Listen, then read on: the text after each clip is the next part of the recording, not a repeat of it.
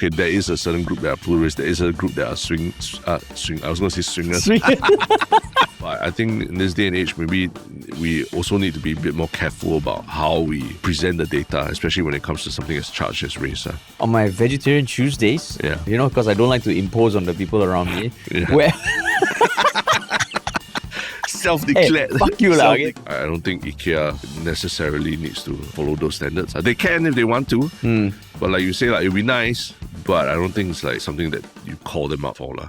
Time is running out. This is your final chance to nominate a loved one to be part of a very special 𝗪𝗲 project that we're doing. Singapore is celebrating its 60th birthday, and Folklories, our audio service, is marking this milestone in a very special way. We'll be interviewing 60 Singaporean seniors over 60 years old to capture their life stories for our Words of Wisdom project. But interview spots are disappearing fast. Your parent, grandparent, or that wise uncle could miss their place in history if you don't act now. Here's the best part. It's a heartfelt one-on-one interview done remotely. No travel, just their life story recorded from home. Nominate them right now at the link in the show notes. And don't forget, the first interviews are already live. Hear them now at the same link. But hurry, we're closing nominations soon. And now, on to the podcast. What's up, everybody? Welcome to another episode of Yala, your thrice weekly podcast where we talk about the hottest news with a touch of what, Terrence? Good old humor. Good old humor, man. Yeah. It's a nice rainy week. It is. The weather in Singapore has been spectacular. Yeah. Last week I was just telling some, friends from Europe, just telling them to look forward to December when we can wear scarves and socks and everything, and they just laughed at me. Yeah. They're like, no, you can't wear scarves in Singapore at any time of the year. But I mean, even last week, we hit 21.6 degrees or something somewhere. Yeah. I can't remember where, but yeah, interesting weather lah. But nice. Of course, once in a while it screws up a few plans. But apart from that, nice. Yeah. But anyway, most of the time we're indoors, right? So it doesn't even matter as much. True lah, but sometimes you want to go for walks or walk from a place to place or weekends. Yeah, correct. Weekends kind of screws it over. Yeah.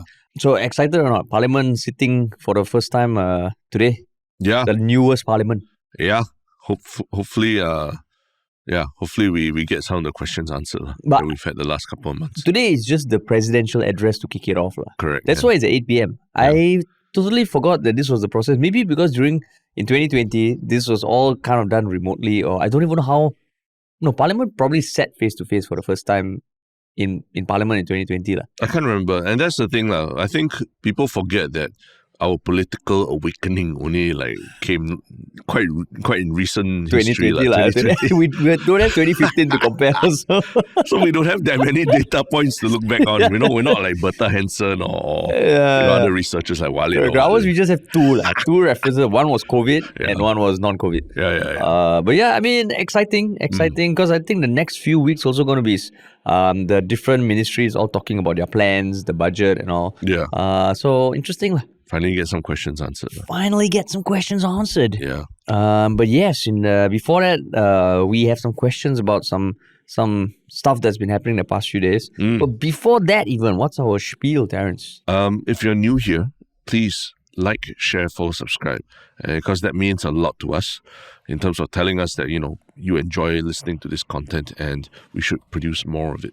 Yeah, and we're also on social media, so TikTok, Instagram, Reddit, Telegram. We have a newsletter called Your Little Bit, which you can sign up for at yalabat.com, which, summarizes our One Shiok Things.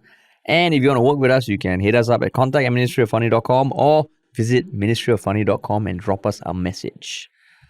Cool. Yeah. So, the first topic. Wow. Interesting thing to come out, as almost like a capstone or closure for GE2025 before Parliament sits. Yeah. It is a survey by the Institute of Public Studies, which was released on Tuesday, 2nd September. So it's part of a long-running series conducted every election since 2006. And it is titled, let's see, what's it titled? It is the IPS Post-Election Survey 2025. Surprise! What a unique title. Yeah, that's right. I know I was building up the suspense, but no surprises at all. And I mean, quite interesting. There were 2,056 citizens who were involved, aged 21 and above, polled between 22nd May and June 1st. So shortly after the elections ended. Yeah. And quite a few interesting results. But before that, I mean, do you still feel the feelings of GE 2025? Do you remember all those feelings? Yeah, I do. And I think what you mentioned earlier is true, is that what is the closure on everything in Parliament? And I think the closure comes actually with the sitting of the new Parliament, right? But we have not had that in the last few months. Yeah. So in some sense, this might be the capstone that we've been waiting for. Yeah. So I mean, I'll just go through some of the big things. So cost of living was the top voter concern. So basically what they call it material concerns. The need for a good and efficient government was voted very important. Okay, so maybe before that, I think what stood out for me for reading this, it was basically breaking down the 2,000 plus respondents based on what they look out for when they vote for parties, what they look out for when they vote for candidates, what were concerns for them, and also breaking down by race. And there was one additional component of the survey that talked about the three categories that they used to classify all the respondents, be it conservatives, pluralists, or swing voters. So conservatives, basically people who favor the status quo. Pluralists, people who want more diverse opinions in Parliament, more diverse representation, and swing, who are basically eclectic opinions. Could be either. Correct. And I mean, how do you think we should do this? Because every article took a different angle. I think it might be worth even thinking about what they chose to report on, right? And I mean, there've been some responses from personalities and politicians as well. Yeah, maybe also worth talking about that. Yeah. Which news outlet, mainstream media news outlet, did you read and thought that it was the most credible? I mean, credible is one thing. I thought what they chose to focus on. So Straits Times, their article title is "Upswing in Younger Voters Backing Status Quo in GE 2025," because one of the stats was that amongst the demographic age 20 to 39, right, there has been a sharp rise in conservatives, or basically people who support the status quo. And that I found very interesting. Yeah. Because 20 to 39, I mean, we are just outside of that. But, to me, they're like the Gen Zs and I guess no millennials. We are at the cusp of, or we're at the tail end of millennials, right? Yeah, that's right. We are so old millennials. 20 to 39, I don't know whether 35-year-olds are considered Gen Z. No, right? I think Gen Z is after 99 or 98 or 99. So in between. In between. There. I'm surprised that there was a sharp rise in conservatives amongst that age group. Yeah. Because basically you would imagine, I mean, the stereotype, younger voters, they want more diversity of thought. They are more about fairness and equality. They are not so kind of plugged into, or they didn't experience the tough life that, the pioneers of Singapore experience, and they're not as welded to the PAP. But in this case, there was a sharp rise. So that's one stat that stood out for me. Yeah, but that's where I found it to have that as the headline for the Straits Times article. I felt might be a little misleading, right? Compared to, I think it's a much more straightforward one for the CNA, where cost of living was the top voter concern GE 2025. Makes sense, smells right, that's everyone is talking about cost of living, and it did the highest. I mean, a lot more people worry about cost of living in this election compared to the last one. Kind of reflects our lived experiences, right? But this thing about the upswing of younger voters backing status quo, and I'm not the only one. I think even 𝗏𝗏 herself also did comment about it, where the survey doesn't actually give you the overall, what the proportion of pluralists, swings, and conservatives are, right? And they only analyze the change between within each cluster. Yeah. So in some sense, essentially, after digging and trying to understand it and, spending much more brain cells trying to break it down than I normally do when I read news, right? Essentially, it means that the people doing the survey, the ones administering survey, essentially are the ones who decide whether, who falls in each category of pluralists, swings, and conservatives. And that is kind of based on, based on the response to, I think 5 different questions, right?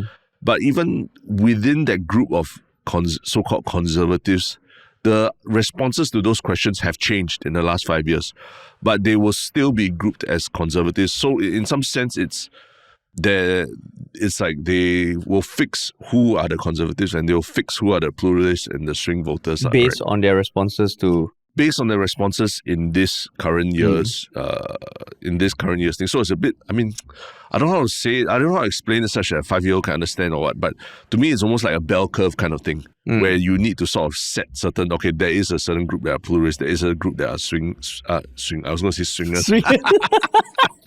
Swing voters. Which one you want to be, Terrence? You want to be conservative, pluralist, or swinger? Actually, it makes sense, all right. The swinger. The swingers, right? The swingers, yeah. The swingers, one election, they sleep with this party. The other election, they sleep with another one.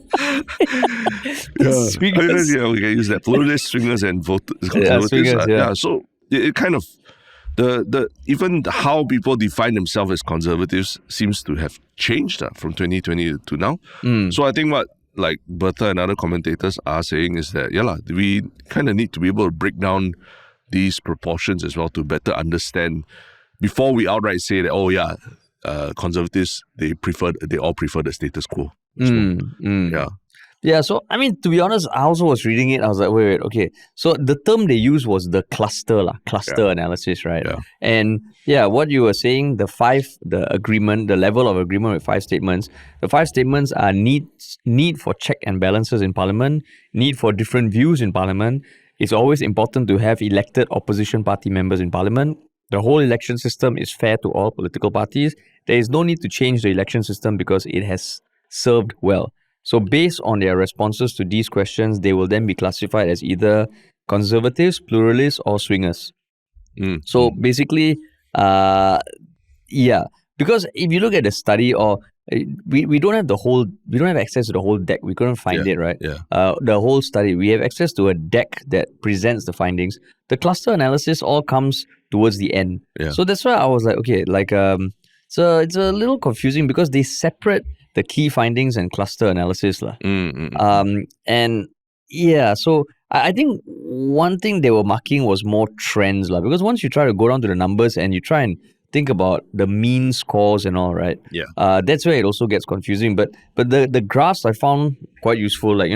For electoral system and others, I felt free to vote the way I wanted to. How they present it is between the last few elections, the statements, the people who strongly agree, disagree, neutral, agree, and strongly agree, and you can see the proportion change over time. So I guess based on the responses, they were clustered. So, but why you feel that headline is a bit misleading? Straits Times, they also need to do clickbait, right? Correct, but what kind of clickbait you want to do, right? And I think just going back to trying to understand it, the analogy is a bit like how, when you're taking O or A levels, right? They always tell you about or in university even, they tell you about bell curve. So a certain number of students can get A, certain number of students will get B, some will get C.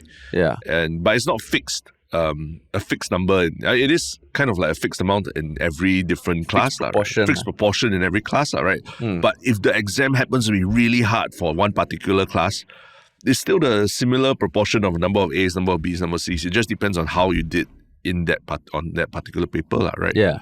So you can't. It's a bit difficult to compare between years. Like an A in a certain year might not be as easy to get as an A in another year, right? So in some sense, this pluralist, swinger, conservative thing. That classification. The more I read it, the more I understand that the internal characteristics of the clusters change with each survey. So already there will be differences between the conservatives from 2020 and the conservatives from 2025. Right. But then to outright say that, there are now more conservatives, because of within that age group.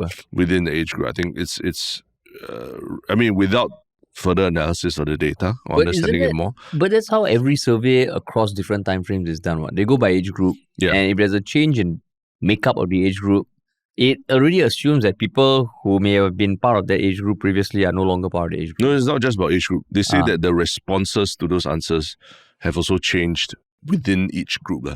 That means what they classify as conservatives, how they respond to those 5 categorical questions also have changed over time. Yeah. Like more of them want representation in parliament and all. Yeah. So the very definition of what makes a conservative has also changed between 2020 and 2025, you see. Oh. Because it's based on the current population, like what the answers are. But the 5 questions are the same. And the 5 questions also have changed from 2006, 2011. It used to be 6, now it's 5 or something like that. Yeah. So there are changes between even those 5 questions, those 5 or 6 questions or so. So that's where I think there is I think 𝗪𝗲𝗻 of the Red Dot United did make a point that comparing, a bit hard to compare between the years in terms of the compare between election cycles, because the methodology has changed somewhat also between each survey. Yeah. So I mean, he points to a more on the nose thing that now this survey is done entirely online. No more phone-ins, nothing, no face-to-face or anything like that. It's entirely online. So it's a self-selecting group of people who are part of YouGov, who join the YouGov panel. Very different from last time when they used to call people at home and then get surveys. Also, one is more proactive, one is self-selecting. Bit more, maybe more different kind of profile, And as much as they try to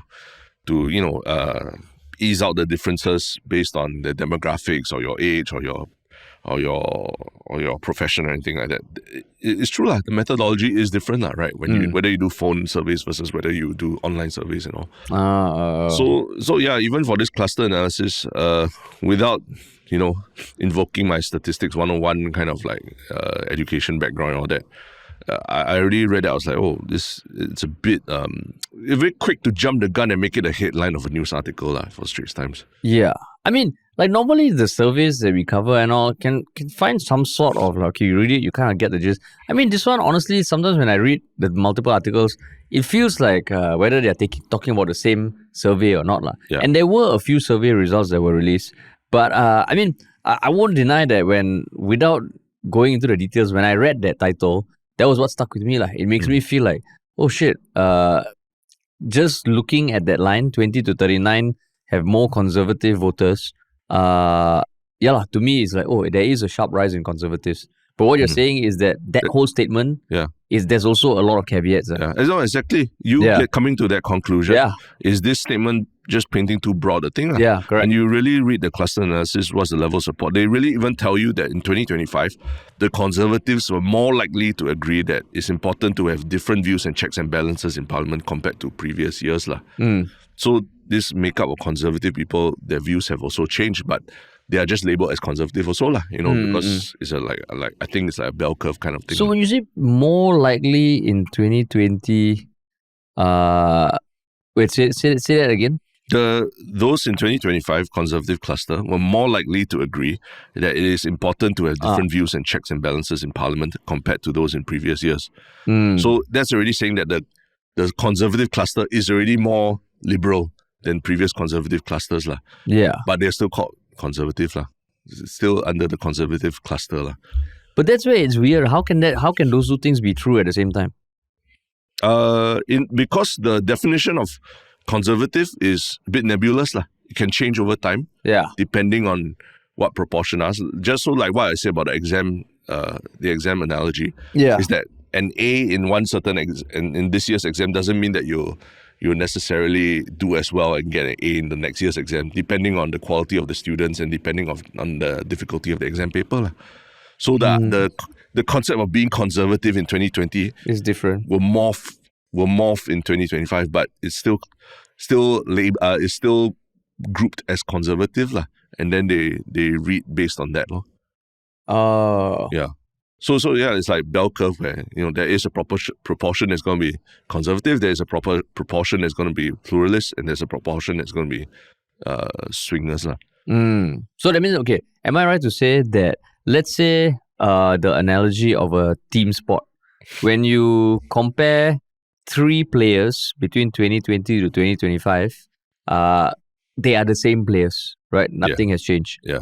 So if they express one sentiment in 2020 or basically individuals, you take 3 voters, 2020 they express one sentiment, 2025 they express another sentiment. The only variable is their sentiment. But if it's a team of voters in 2020 and 2025, if that team expresses a different sentiment, the additional variable is the makeup of that team. Not sure I follow what don't follow. Yeah, not sure I'm following what you're saying. I mean, because in one hand, if you're comparing voters, the only variable is their sentiment across the 5 years. But if you're comparing groups, the nature of the group also changes. Yeah, like it's so like it's 2 variables. It's like you tacitly assuming that, now 3778 is no longer, is repealed already. So generally Singapore as a whole is more progressive already, right? And you will shift your goalposts accordingly for what it means to be conservative and what it means to be liberal in Singapore, right? Right. Okay, so in some sense, that's what I'm reading from here, and that's why the cluster analysis probably requires a bit more combing with a fine comb. Like a more liberal Singapore of 2025 might still be more conservative than the liberal Singapore of 1970. Yeah. So a conservative in Singapore in 2025 compared to what a conservative is in 1965, will be wholly, totally different, right? But because you have to compare conservative to conservative, then you will say, oh, there's some trend. But actually, how to compare a conservative from 1965 to 2025? And I think that's also what 𝗪𝗲𝗻 𝗪𝗏 was also getting at. So I mean, so then what would be a better way of presenting what the Straits Times was getting at? No, that's why I say that what Mothership and CNA probably presented when they talk about the cost of living issue, that is, to me, is more like undisputed. And I think 𝗏𝗏𝗏 also comments that they need to we should do more work on do more analysis of the cluster analysis for ethnicity, especially because it almost makes it seem like minorities, broadly speaking, minorities are much more supportive of opposition parties, right, than Chinese people and all. But then again, that's where it becomes like, a bit. It's very, that's a very charged statement to make, right? Yeah. And would I go out and say that just based on this, minorities all support opposition party and all? I wouldn't, right? Yeah. So I feel Straits Times also being journalistic, the journalistic integrity and everything. They you should avoid rushing to conclusions where the data is still needs to be combed through carefully. Yeah. So I mean, what else stood out for you? I mean, the thing about the cost of living, I guess that one is a little more one-to-one, because they're comparing the most important things in 2020 and 2025. So it's more, there were similar elements in both instances. And I think that one you can see a big rise in proportion. Then there's also the credibility of parties. That one, basically, the mean score of credibility, the PAP actually went down a notch from 4.1 to 3.9, while the WP stayed the same. So in essence, what the article hints at is that people see them as almost equally credible. Yeah. And also talking about the whole cluster analysis thing, actually what is also, I guess, concerning is that it does seem that the overall population, right, is more polarized. In the sense that the proportion of conservatives and the proportion of pluralists is larger, and the swing voters in the middle is significantly smaller than before, right? And that kind of corroborates with what's going on in the rest of the world, where everyone is getting more polarized about what they think, right? And the conservatives, it seems like there are more people who are conservative, and there are more people who, I think pluralist essentially is saying that they believe in the more liberal, diverse system of government, right? So regardless of who's the best or what, they believe that there should be multiple representation of parties and all that. So then what do you find is the takeaway of this cluster analysis? Because I was surprised that there was this label in the first place. Yeah. As opposed to just keeping it to things which are a bit more quantifiable and definite. Yeah. Race, ethnicity, age. Yeah. That's why this cluster analysis, when I was trying to read it, I was trying to understand it. I'm like, yeah, it feels there's too many variables. That's why at the end of the day, I don't really know what the value brought. Yeah. I mean, this was something I was just discussing with some people that day, that I think race, especially race is a very charged topic, right? And I've said before, like, I think I used to, use the words like Chinese privilege and all that. But in more recent years, I've kind of limited it to saying majority privilege. Because I think the moment you label it Chinese privilege and use the framework of how people talk about race relations in America and all that, and then use it here in Singapore, it's a very different thing. And it unnecessarily causes division and causes people to become very defensive about things. And if they see you as Chinese person, you immediately... Enemy, Yeah, enemy. As opposed to majority privilege, I mean, that exists anywhere. Right-handers versus left-handers, things like that. There is a majority privilege in being a right-hander, right? Yeah. In our society. So there is a privilege of being a majority, and that is by no fault of the majority race, whichever the majority race is in whatever country. Yeah. So I feel that you need to be a bit careful when presenting data like this and then saying like, oh, Malays, Indians, they support opposition more and that kind of thing. I mean, CMIO exists there, and I do believe that the way we talk about race in Singapore is probably one of the things that have helped us, succeed in the last decades, right? But I think in this day and age, maybe we also need to be a bit more careful about how we present the data, especially when it comes to something as charged as race. Yeah. So, this survey, I mean, it started off, because I did say that the Straits Times article, I read it, I'm like, oh, actually, that's an interesting statistic.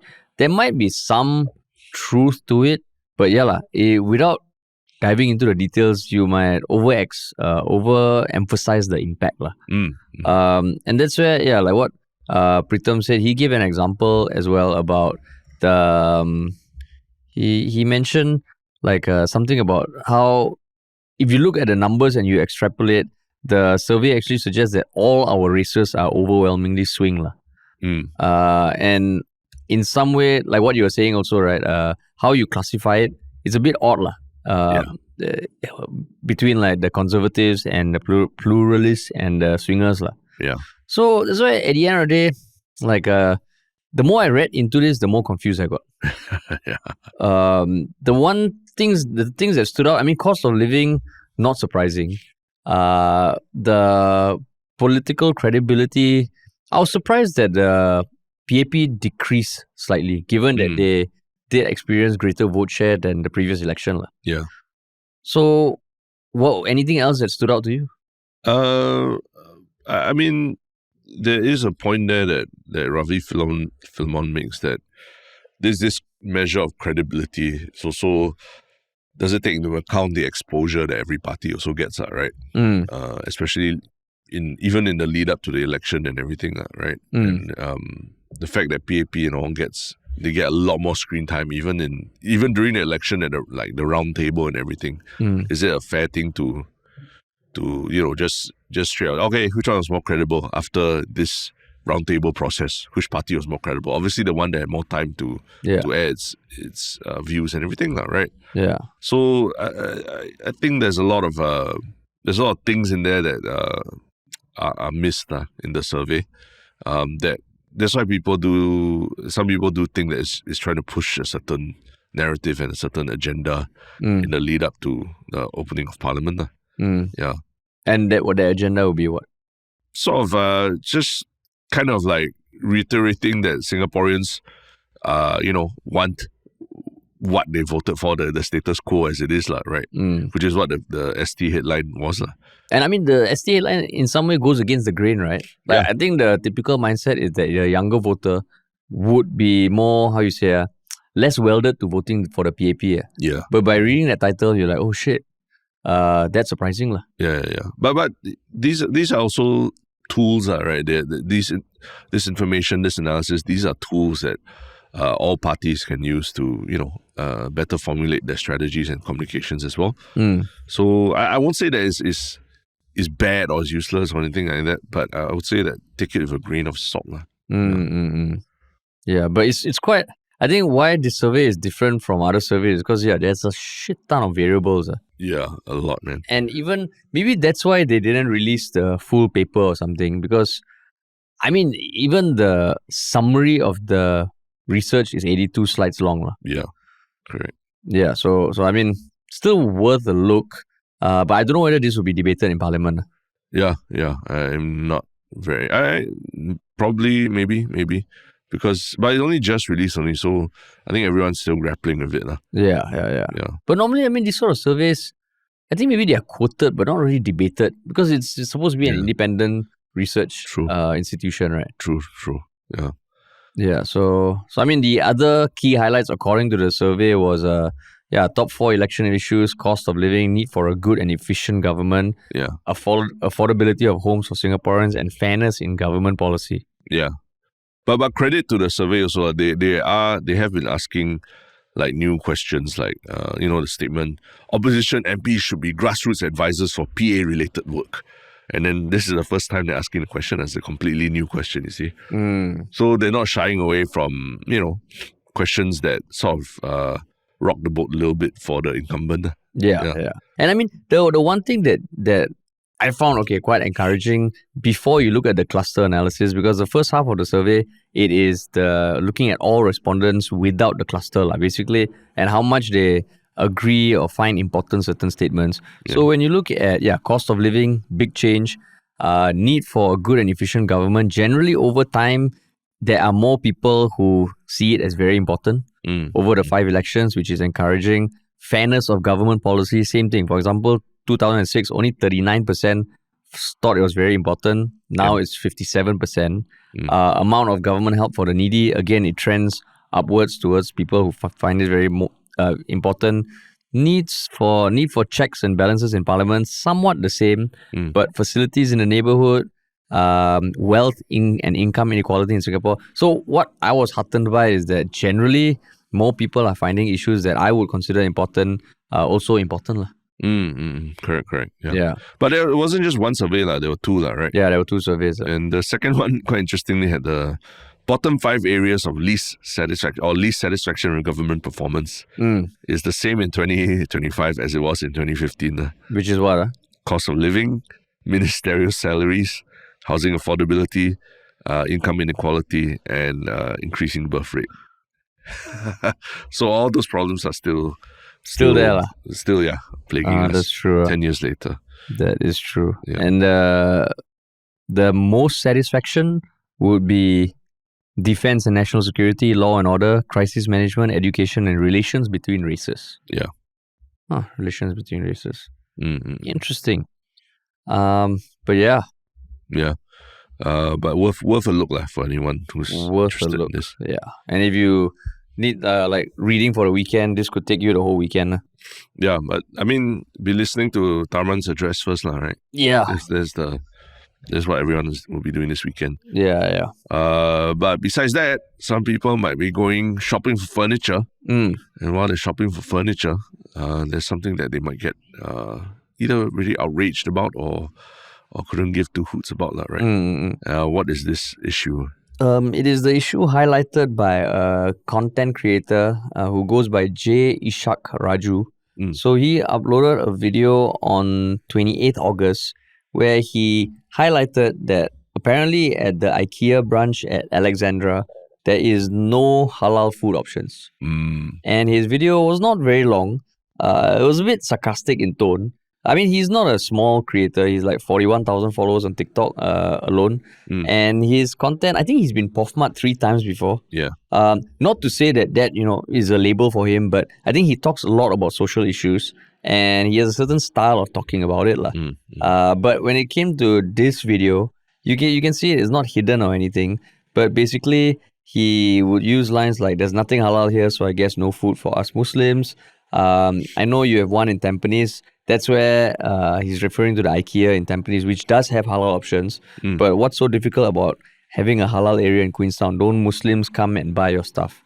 And then after that, generated a bunch of reactions. He uploaded a 7-minute video giving the context for that. Yeah. So between that video and his explanation video, what are your thoughts? I mean, it's a lot of people. I mean, online, a lot of people have been calling him out also, right? And not just non-Muslims. Muslims themselves have also been saying that he's quite entitled. He sounds quite entitled. So yeah, I guess that surprised me in the sense that while this piece of news was picked up by the media, they also looked to online responses and pointed out that a lot of online responses were actually quite negative towards the creator himself, Yeah. Right. Yeah. And it wasn't just so in some ways, just at least there's some balance in the outrage, Like they're not just saying that this someone from the Muslim community is outraged. This individual's outraged, but even people from the Muslim community are also calling him out. Yeah, but for you, when you saw this, what was going through your mind? Because I mean, IKEA responded as well. Yeah. I guess this caused enough reactions. Yeah. IKEA said, and I quote, "While the Swedish restaurant and Swedish bistro at IKEA Alexandra do not currently offer halal certified meals, customers can go enjoy halal certified options at IKEA Tampines." Yeah. With its largest store footprint, IKEA Tampines accommodates a dedicated halal kitchen, serving lines and other facilities required for halal preparation, and offers a variety of dishes such as baked chicken leg and beef cheek. So, when you saw the video of his, do you feel anything? Were you triggered? I mean, IKEA, as much as it furnishes a lot of Singaporean homes, it's not a institution or government agency or anything like that needs no CMIO requirement. No CMIO requirement. It's not a cookhouse for SAF personnel or anything like that.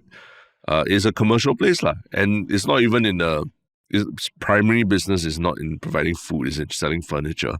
So I think it is within their prerogative to decide what's in the best interest for their business, right? Which they have done so, and then in Tampines they have created halal options, right? And we know that the demographic of Tampines is a higher proportion of Malay Muslims in Tampines than in other parts of Singapore. So they have decided as a business decision that it makes sense to have a halal kitchen there, but not so much in the smaller Alexandra branch. So I mean, I actually don't see anything wrong with what IKEA has or hasn't done. Yeah. But how about you? I mean, as the resident minority of Yalabat, yeah, I agree with you. Yeah. Yeah, because I mean, okay, so I mean, this whole thing, he made that video, and people, say, "Oh, why is this guy trying to stir shit and all?" I mean, if he wants to question it, you can disagree with his tone, but to me, okay, you want to ask his question, you can ask. And IKEA's response, they very carefully worded it to not say, "Oh, it's not because of the demographic of the customers or anything, but it's their business choice, lah." So that's one thing. And then, I mean, so just an aside. Yeah. So you've never had IKEA meatballs before, lah? No, I've had the vegetarian meatballs, which are no, cannot. It's weird, lah. So I've never had IKEA meatballs. Because the original, I mean, beef and pork, lah. Right? Yeah, it's beef and pork, and then the halal option is beef. Yeah. So you've just never had I've never. My wife just eats it in front of me, and I'm eating my vegan plant-based meatballs, then you don't get angry and make a video about it, lah. I mean, okay, so I think that the dietary requirements of halal establishments and all, I think right now there's almost like an institution towards halal certification. Whereas for most Indian people, at any restaurant that doesn't serve beef, you can technically eat, right?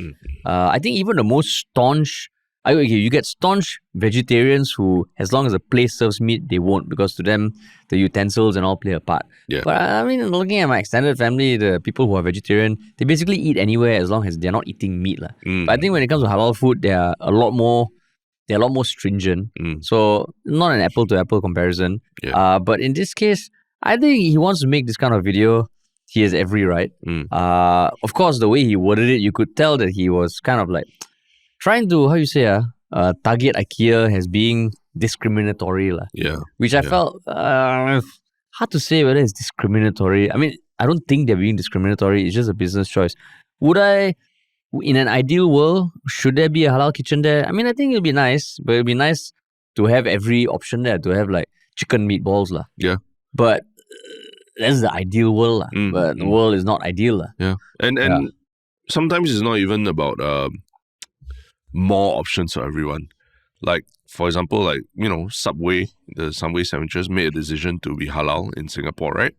And you can't get any pork options, even your salami and all that, or turkey bacon is all turkey bacon, right?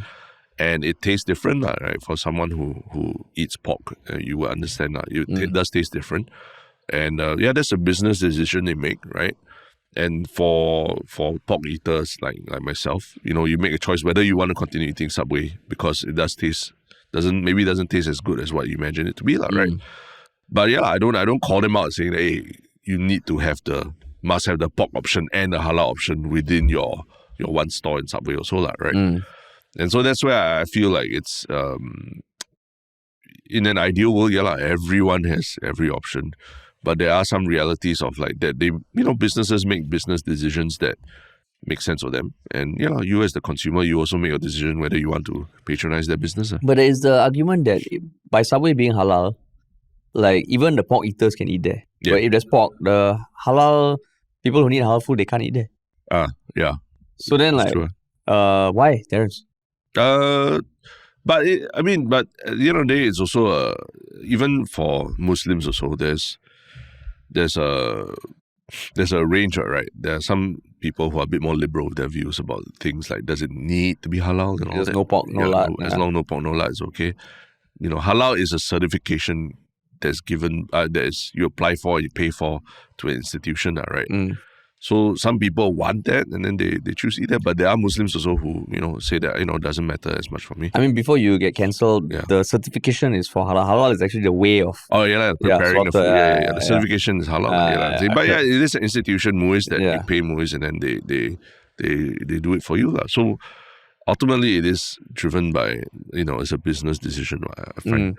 And in Singapore, we have halal options for restaurants, and whether you want to eat any kind of a lot of different kinds of fast food or halal certified as well. Yeah. So I think also people are pointing out that if IKEA doesn't have the food for you, right next door, right opposite, Alexandra Central, Anchor Point, there are a lot of options there, right? Yeah.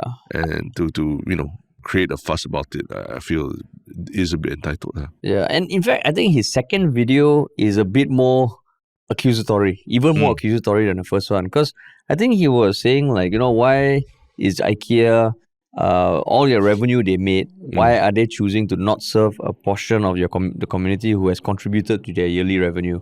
That makes them sound quite evil, which I don't think they are. For all we know, I don't know, they might be doing other evil shit, but in this case, I don't think it's a reflection of being evil. And also he was saying like, he had this analogy saying, is it fair that, one family can go there and can't eat, but they can watch another family eating while one family walks off? Then to me, when I looked at the menu, I mean, there are non-meat options. Yeah. So to say there is no food, also a bit of a stretch, lah. There have been times when on my vegetarian Tuesdays, because I don't like to impose on the people around me, where self-declared, hey, fuck you lah, self-declared, so liberal, so enlightened, and such a nice person. That's smoke, basket.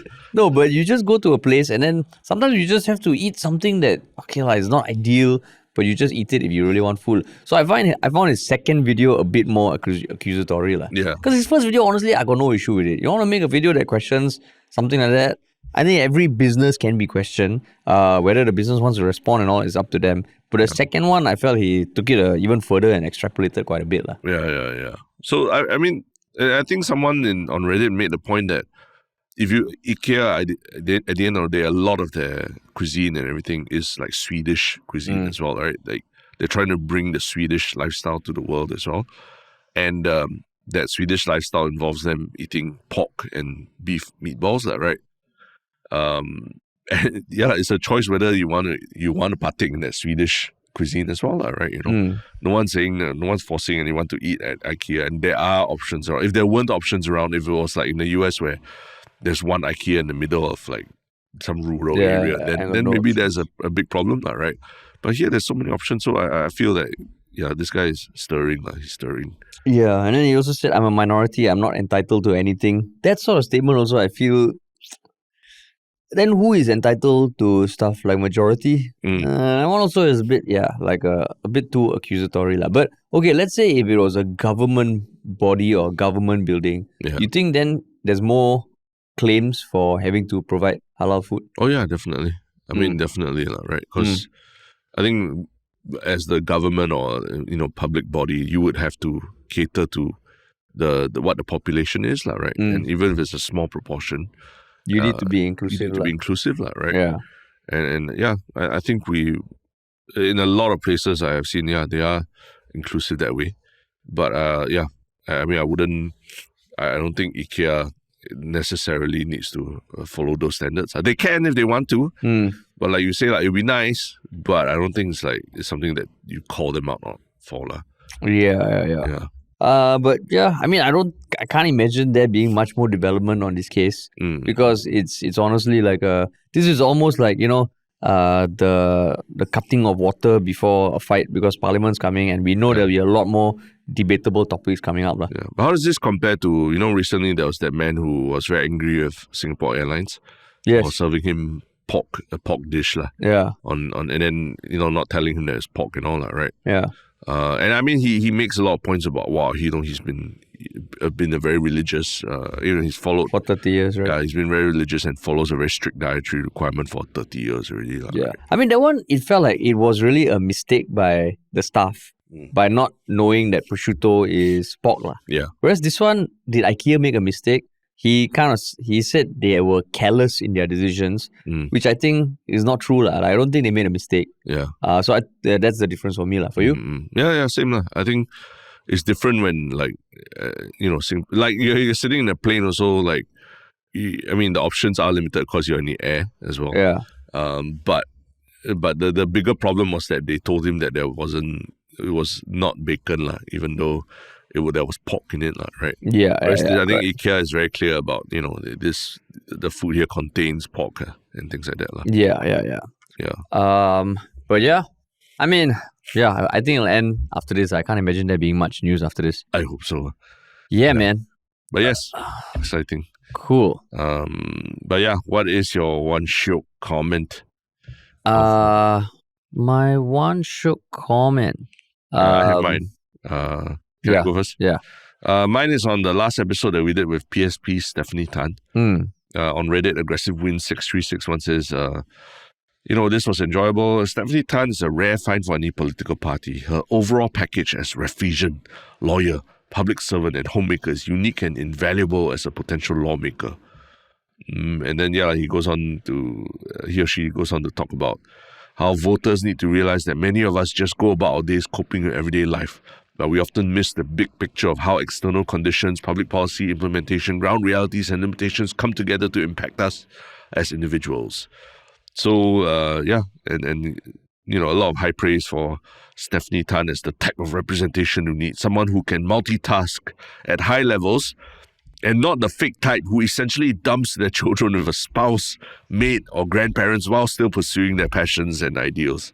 So, a lot of I think this person basically was pointing out, that Stephanie Tan has made sacrifices in her life. She's given up, big 6-figure salary, Raja and Tan and everything to do something that she feels is more important, which is to bring up her children, right?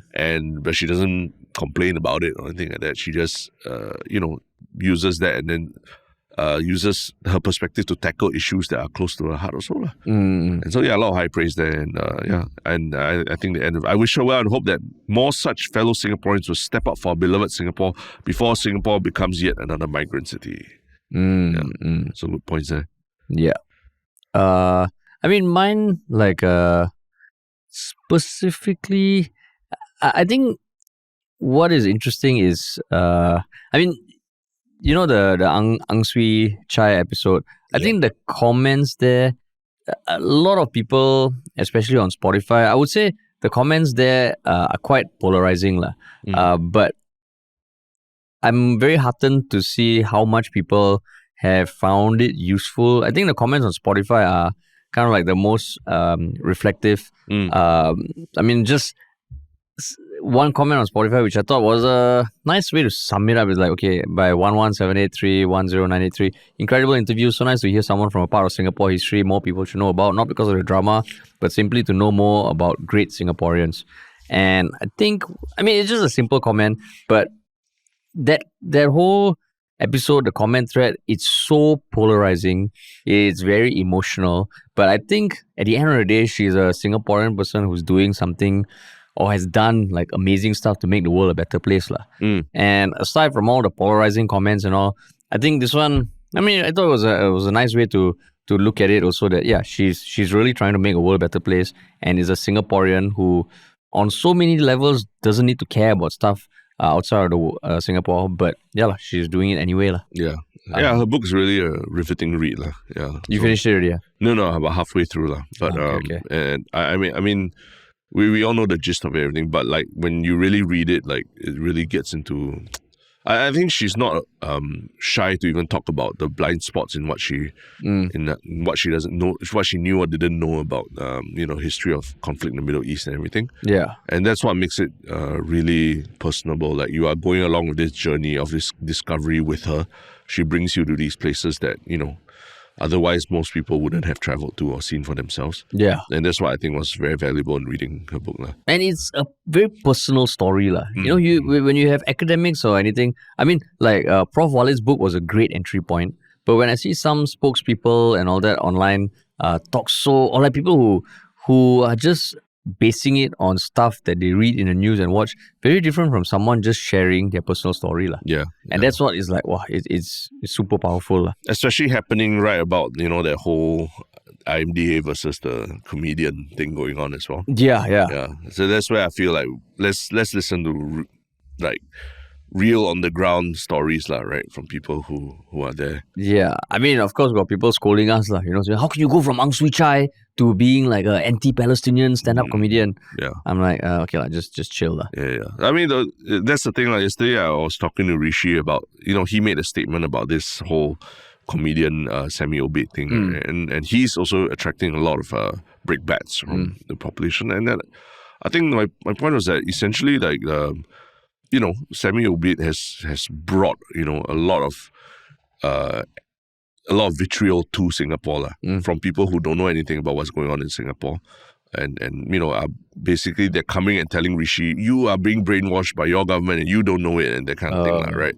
And that's what's annoying about this whole thing, that he's got no skin in the game in Singapore. Come and mess up the local scene a bit. Come and make things very tense and and then after that. He just lets the trolls do their thing, and that's not nice. Yeah.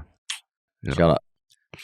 But yeah, what about your One Shiok Thing, man? Oh, yeah. My One Shiok Thing, before anyone accuses me of being a born-again Chinese, my One Shiok Thing is the military parade. The China military parade. Was that your One Shiok Thing? Oh, no. But yeah, China, I think yesterday or the day before or a couple of days ago, held a military parade marking 80 years since Japan's World War II surrender. And you don't have to watch the full parade. On South China Morning Post, there's a YouTube video, where they do the best 23 minutes of it. And it's so interesting to watch because when I watch it, at some points, it looks like AI. It doesn't even look real. But then again, the scale of China, having visited and seen what it's like, the scale of China and how much control they have over the people, especially the soldiers, right? It could be real, right? But there are just some bits that just really, really, really look like AI, and I can't believe that it's real. And which bits?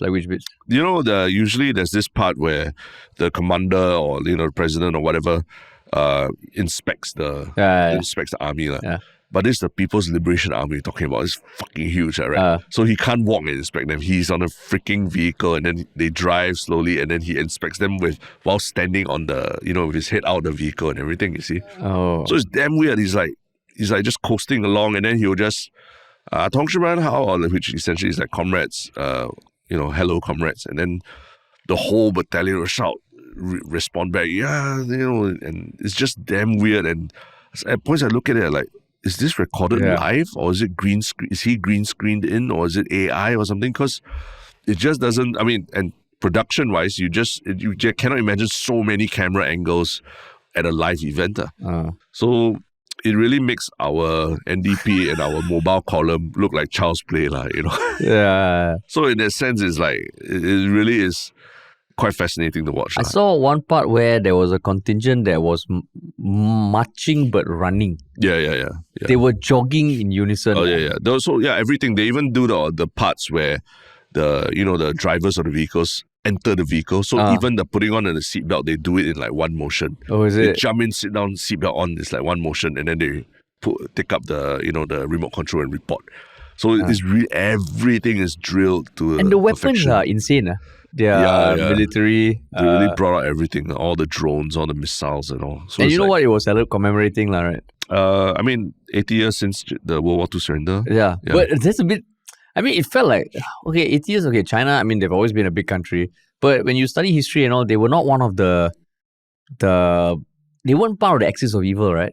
No. I mean, they were subjugated under Japanese rule for the longest time. Yeah. So that's why it felt like, because I know some commentators were saying, is this just China trying to jump on some milestone to, get Putin and Kim Jong-un there? Oh. Yeah. No, I mean, but remember how the animosity between China and Japan is real. Yeah. So it's a very big deal. The end of World War II was a very big deal for them. Yeah. So, I mean, I think what people were not expecting was this huge military parade that, I mean, you're not commemorating peace, basically you're celebrating war, right? Essentially. That's what it looked like. It looked like if you're a weapons N2, you'll be like, wow, this is the best thing ever. Yeah. I mean, mine, really, it's just a coincidence. Mine is a YouTube video from a Chinese YouTuber. Oh, okay. And you may have seen this, but he went viral a few weeks ago for building a city for his cats. Yes, I see it. Yeah. It's insane. Yeah. Like his YouTube channel is called Ming's World. Yeah. And if you look at it, this one also seems like it's AI, but basically he built a supermarket, a theater, a spa, a garage in what he calls feline proportions. So basically, the underground train, which is the first video that went viral, I think, it's too small for him to enter standing up. He has to lie down in it. Yeah. But it's fully functional. It looks like an actual train entering a station, but it's the size for a cat. Yeah. It's very hard to explain, but when you go watch the video, it is insane. Yeah. Like when the cat walks down the city, you see fast food restaurants, like for him to fit in the train station, he has to sit cross-legged and crouch. Yeah. And he looks like a giant. But basically, the train station is meant for a cat. So it can fit through the doors, but it can't fit anything bigger than a cat. So he went viral, and you look at the behind-the-scenes video of how he constructed this, it is insane. Yeah. Insane. So pretty cool. Pretty amazing. Yeah, I tried to watch the videos and I didn't understand like what this person is. Like what he's a designer. He's a designer. But I mean the scale of these things are so huge. Yeah. You have to devote it's almost like a full-time job to build these kind of things already, right? Maybe he's a set designer or something. And the thing about China or places where you have such a big country, Singapore, you want a space to build this is going to be damn expensive. But in China, you never know. Yeah. But it's crazy. But he is basically, he's on YouTube, right? Yeah, YouTube, TikTok, Instagram. Yeah, but I'm just very, surprised to see a big Chinese creator YouTuber on YouTube now and gone viral globally. Sing's World, not Ming's World. Sing's World. Crazy. But he said he spent 2 years making a mini home for his pets. Yeah. Crazy. But cool, man. All right. So the next one we do will be probably something to do with Parliament. Hopefully. I mean, let's see what Tharman says tonight. So, yeah, man. Yeah. Cool. So remember, if you enjoyed this podcast, please tell at least one person who may not have heard about us. Follow us on Instagram, TikTok, Reddit, Telegram, and our newsletter, Your Little Bit, which you can sign up for at 𝗀𝗲𝗏.com. Yeah. And what else? If you want to work with us, please email us at contact@ministryoffunny.com or just check out ministryoffunny.com. Sweet. Thanks for listening, everybody, and we'll talk to y'all soon.